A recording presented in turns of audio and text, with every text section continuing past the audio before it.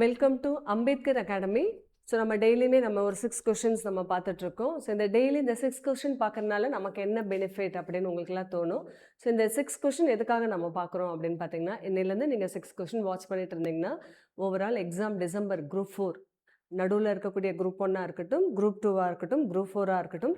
So நமக்கு பார்த்தீங்கன்னா overall ஒரு 2500 கொஷின் கிடைக்கும். ஓகேவா? 3000 கொஷின் கிடைக்கும். ஸோ இது மட்டும் இல்லாமல் நம்ம குவிஸ் கொஷினும் நம்ம இப்போ இந்த அம்பேத்கர் அகாடமியில் நாங்கள் ஃபாலோ பண்ணிகிட்டு இருக்கோம் போடுறதுக்கு. ஸோ இப்போதைக்கு இந்த 6 கொஷினை நீங்கள் ஃபாலோ பண்ணுங்கள் ரெகுலராக. ஓகேவா? ஸோ கவனிச்சுக்கோங்க. நம்ம நேற்று என்ன பார்த்தோம் அப்படின்னா, குப்தாஸ்லேருந்து கொஷின் பார்த்தோம். ஸோ குப்தாஸ் பார்த்தீங்கன்னா ஏன்ஷியன்ட் இந்தியாவில் கேட்கக்கூடிய முக்கியமான ஹிஸ்ட்ரியில் கேட்கக்கூடிய முக்கியமான டாப்பிக்கில் ஒன்று, அதில் குப்தாஸும் ஒன்று. அதுலேருந்து கம்பல்சரி நமக்கு ஒரு கொஷின் வந்தே ஆகும். ஓகேவா? ஸோ அந்த 10 மார்க்கில் 1 மார்க்குங்கிறது ரொம்ப வேலிடான மார்க். அந்த மார்க் நமக்கு வேணும் அப்படின்னா கண்டிப்பாக குப்தாஸ் நம்ம படிக்கணும். குப்தாஸை ஒன்று விடாமல் நம்ம படிக்கிறப்போ நமக்கான கொஷின் கண்டிப்பாக அங்கே வரும். ஸோ அதில் பார்த்தீங்கன்னா, the capital of Guptas dynasty, குப்த பேரரசின் தலைநகர் எது அப்படின்னு கேட்குறாங்க. குப்த பேரரசின் தலைநகர் அப்படின்னு சொல்லும்போது பாடலிபுத்ரா. குப்த பேரரசின் தலைநகர் பாடலிபுத்ரா. ஓகேவா? Next second question. So second question நம்ம என்ன எடுத்திருக்கோம்? செகண்ட் கொஸ்டின் பார்த்தீங்கன்னா,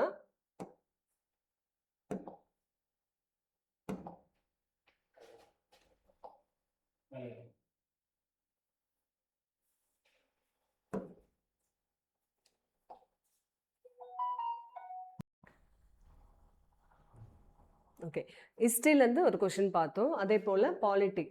ஸோ பாலிட்டியில் பார்த்தீங்கன்னா, பாலிட்டி படிக்கக்கூடிய காம்படேட்டிவ் எக்ஸாம் படிக்கக்கூடிய ஆல் ஆஸ்பிரன்ஸ்க்கு ரொம்ப பிடிச்ச சப்ஜெக்ட் எதுனா பாலிட்டி தான் சொல்லுவாங்க. ஸோ பாலிட்டியை தரோவாக படித்தோன்னா அதில் நம்ம கேட்கக்கூடிய கொஷின் நம்ம அட்டன் பண்ணலாம். அதில் பாலிட்டியில் group 1, group 2, group 4, TET exam. Next பார்த்தீங்கன்னா டெட்டுக்கு பாலிட்டி டெப்த்தாக வராது, ஸ்கூல் புக்ஸில் இருக்கிறதோட சரி. ஸோ இவங்களுக்கு தான் கேட்கக்கூடிய முக்கியமான கொஷின்ஸ் என்ன அப்படின்னு பார்த்தீங்கன்னா, கான்ஸ்டிடியூஷன் அட்வைசர் வாஸ், அதாவது அரசியலமைப்பு நிர்ணய சபையின் ஆலோசகர். ஸோ நல்லா கவனிங்க, ஆலோசகர் வேற, ஆலோசனை தந்தவர் வேற. 2 கொஷின் இருக்கும் நமக்கு. நம்ம பார்த்தீங்கன்னா அரசியலமைப்பு நிர்ணய சபையின் தலைவர் ஒன்று இருக்கும், அதனுடைய ஆலோசகர் ஒன்று இருக்கும், அதனுடைய ஆலோசனை தந்தவர் ஒன்று இருப்பாங்க. ஸோ நம்ம இப்போ கேட்கக்கூடியது அட்வைசர் சொல்கிறோம். அரசியலமைப்பு நிர்ணய சபையின் அட்வைசர் அப்படின்னு கேட்டால் BN ராவ். அரசியலமைப்பு நிர்ணய சபையின் அட்வைசர் BN ராவ். ஓகேவா?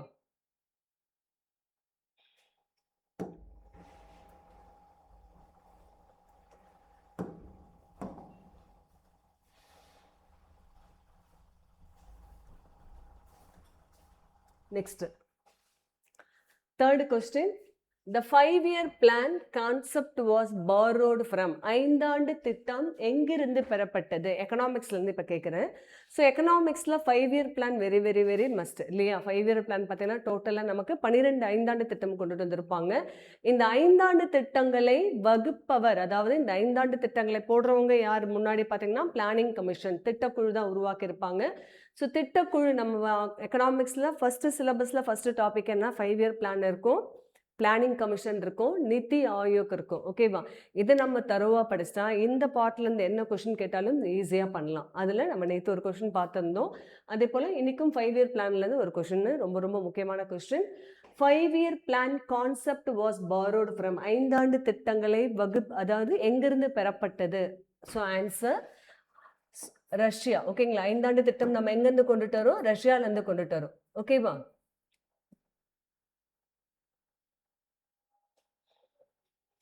ஐந்தாண்டு திட்டங்கள் ரஷ்யாவிலேருந்து கொண்டுட்டு வந்திருப்போம். ஸோ அதே போல் இந்த USA, UK, ஜப்பான் அதெல்லாம் பார்த்தீங்கன்னா இது நம்ம பாலிட்டி ரிலேட்டட் பண்ணக்கூடிய கொஸ்டின் தான். பாலிட்டியில் பார்த்தீங்கன்னா நம்மளுடைய அரசியலமைப்பு இருக்கு இல்லையா? அந்த அரசியலமைப்பில் ஒன்று நம்ம பாரோட் பண்ணியிருப்போம், நிறைய நாட்டுக்கிட்டேருந்து பாரோட் பண்ணியிருப்போம். அதெல்லாம் எங்கேருந்து வந்துச்சுன்னு பாலிட்டியில் பார்க்குறப்ப பார்க்கலாம். பட் இப்போ நமக்கு எக்கனாமிக்ஸில் 5ஆண்டு திட்டங்கள் அப்படின்னு சொல்லும்போது ரஷ்யாவிலேருந்து எடுக்கப்பட்டதான் 5-year பிளான். நெக்ஸ்ட்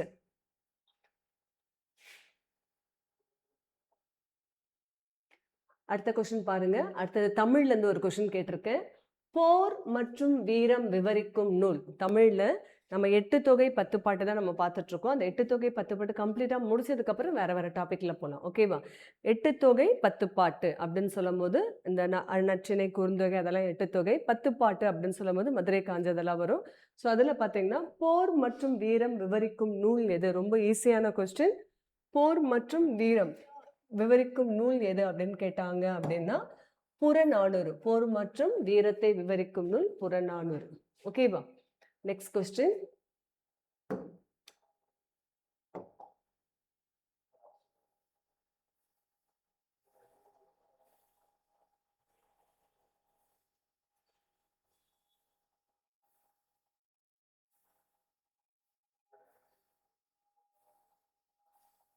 நெக்ஸ்ட் பாருங்க. 5th கொஸ்டின் இங்கிலீஷ்லேருந்து எடுத்திருக்கேன். ஸோ இங்கிலீஷில் 100 மார்க்ஸ் தமிழும் லாங்குவேஜ் இருக்குது. அதில் இங்கிலீஷு தமிழ் பிரிச்சுப்பாங்க. ஸோ இங்கிலீஷ் எடுக்கிறவங்க ரொம்ப ஈஸியாக இருக்குன்றதுக்காக 100 மார்க் இங்கிலீஷ் எடுப்பாங்க. ஸோ அதில் மீனிங்ஸ் கொடுத்துருக்கேன். மீனிங்ஸ் பார்த்தீங்கன்னா ப்ரீஷியஸ்.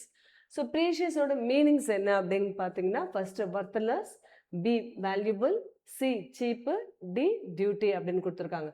ஸோ ப்ரீஷியஸ் அதுக்கான என்ன மீனிங் அப்படின்னு பார்த்தீங்கன்னா வேல்யூபிள். ப்ரீஷியஸோட meaning valuable. So answer is valuable. ஓகேவா? Next 6th question.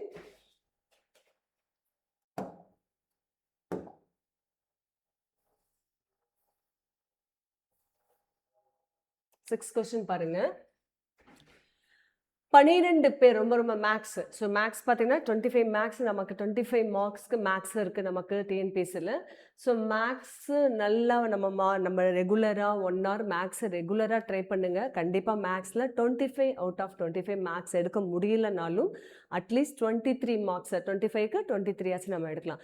ஸோ ரெகுலராக நீங்கள் படிக்க ஸ்டார்ட் பண்ணிட்டீங்க அப்படின்னு பார்த்தீங்கன்னா மேக்ஸு ரொம்ப ரொம்ப கம்பல்சரி. அதுக்கு நம்ம ரெகுலராக ஒர்க் அவுட் இருந்தால் தான் மேக்ஸில் நல்ல மார்க் போட முடியும். ஓகேவா? ஸோ அதில் இன்னைக்கு நான் கொடுத்துருக்க கொஸ்டின்ஸ் என்ன டாபிக் அப்படின்னா டைம் அண்ட் ஒர்க். ஓகேங்களா? வேலை மற்றும் நேரம். ஸோ அந்த டைம் அண்ட் ஒர்க்லேருந்து ஒரு கொஸ்டின் கொடுத்துருக்கேன். 12 பேர் 8 நாட்களில் ஒரு வேலையை முடிக்கிறார்கள். 12 பேர் 8 நாட்களில் ஒரு வேலையை முடிக்கிறார்கள். அதே வேலையை 6 நாட்களில் முடிக்க எத்தனை பேர் தேவை? ஓகே, 12 பேர் 8 நாட்களில் ஒரு வேலையை முடிக்கிறார்கள். அதே வேலையை 6 நாட்களில் முடிக்க எத்தனை பேர் தேவை? 12 members can complete a work in 8 days. How many members needed to complete a work 6 days அப்படின்னு கொடுத்துருக்காங்க.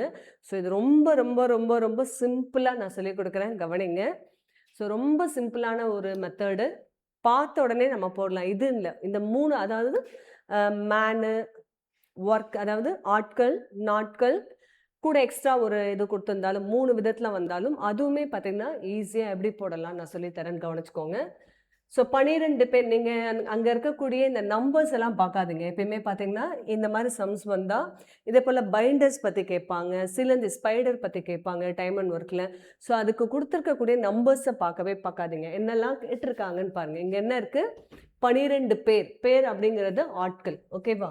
ஆட்கள். ஒரு வேலையை 8 நாட்களில் முடிக்கிறாங்க. அப்போ என்ன கேட்குறாங்க? ஆட்களும் நாட்களுக்கும் தான் கம்பாரிசன் வருது. ஸோ ஆட்கள், நாட்கள்.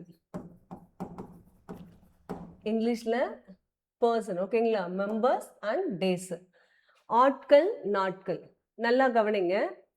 அங்கே இருக்க நம்பரை நம்ம மைண்டில் வச்சுக்கணுன்னா நமக்கு கன்ஃபியூஸ் ஆகிடும். நம்பரை மைண்ட்லேயே வச்சுக்காதீங்க. இங்கே கவனிங்க.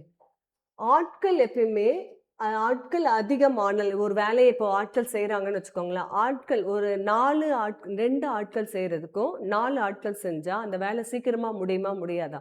இப்படி கம்பேர் பண்ணுங்கள். ஆட்கள் அதிகமானால் நாட்கள் என்ன ஆகும்?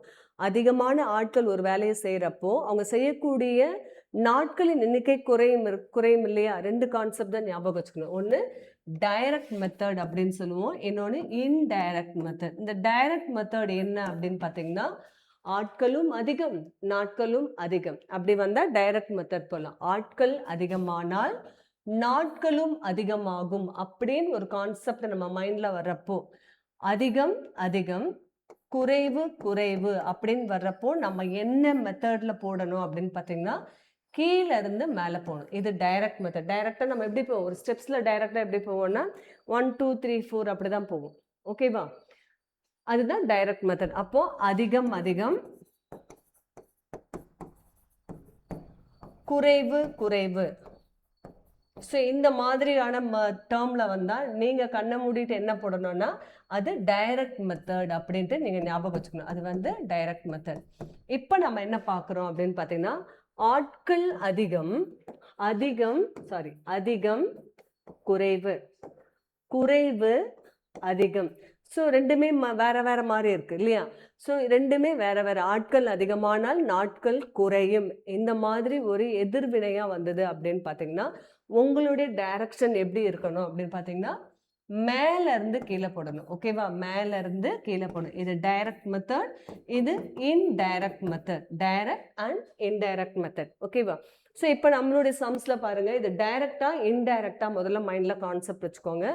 ஸோ இங்கே பாருங்க ஆட்கள் நாட்கள். முதல்ல இங்கே என்ன இருக்காங்க நம்பர்ஸை நம்ம பார்க்கக்கூடாது. நம்பர்ஸ் பார்த்தீங்கன்னா எக்ஸாமில் கன்ஃபியூஸ்ட் ஆகிடும். இங்கே என்னெல்லாம் இருக்கு? 12 பேர் அப்படிங்கிறது ஆட்கள். நாட்கள் ஆட்களும் நாட்கள் தான் இருக்கு. அப்போ ஆட்கள் நாட்கள் முதல்ல எழுதிடுறோம். இப்போ அடுத்த ஸ்டெப் நம்ம என்ன பண்ண போறோம்? ஆட்கள் பார்த்தீங்கன்னா எத்தனை பேர் இருக்காங்க? 12 ஆட்கள் 8 நாட்கள்ல ஒரு வேலையை முடிக்கிறாங்க.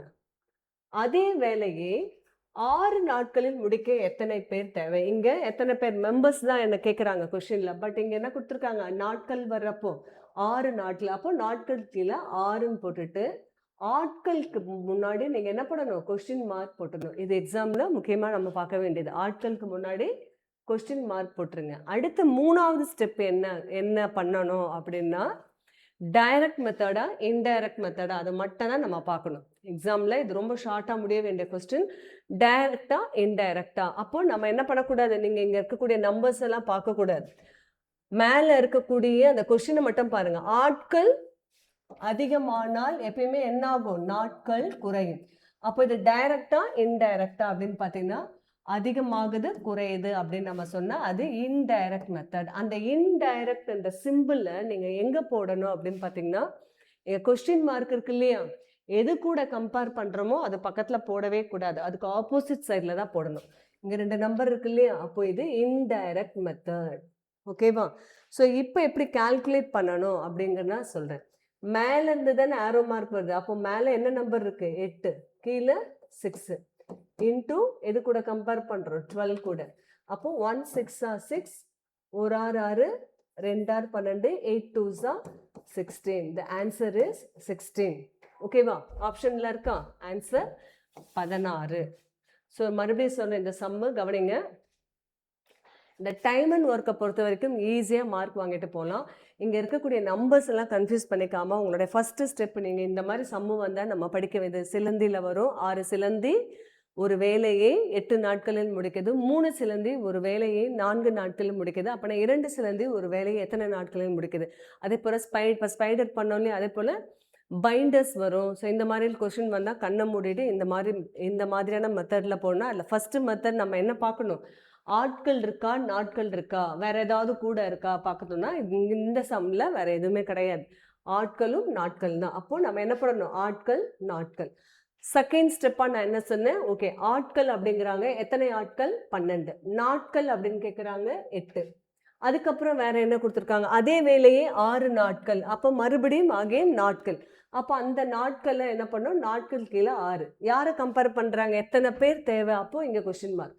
ஸோ இது டைரக்ட் மெத்தட். அது தேர்ட் பாயிண்ட் டைரக்டா இன்டைரக்டா அப்படின்ட்டு உங்கள் மைண்டில் கொஸ்டின். இங்கே இருக்கக்கூடிய நம்பரை பார்க்காதீங்க.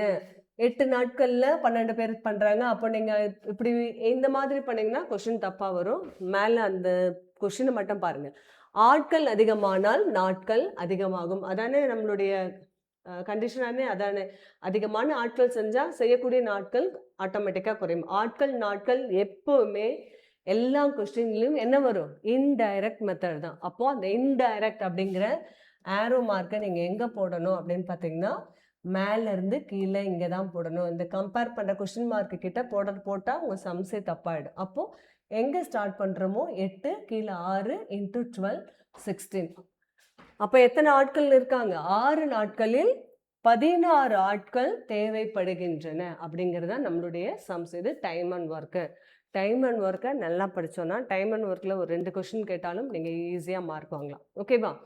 ஸோ இந்த 6 கொஸ்டினுமே உங்களுக்கு ரெகுலரா இங்க அம்பேத்கர் அகாடமிலேருந்து நாங்க குடுக்க ரெடியா இருக்கோம். நீங்க என்ன பண்ணணும், காம்படிட்டிவ் எக்ஸாம்க்கு ப்ரிப்பேர் பண்ற எல்லாருமே இந்த 6 கொஸ்டினையுமே நீங்க என்ன பண்ணணும், ஃபாலோ பண்ணுங்க. ஓகேவா? Thank you.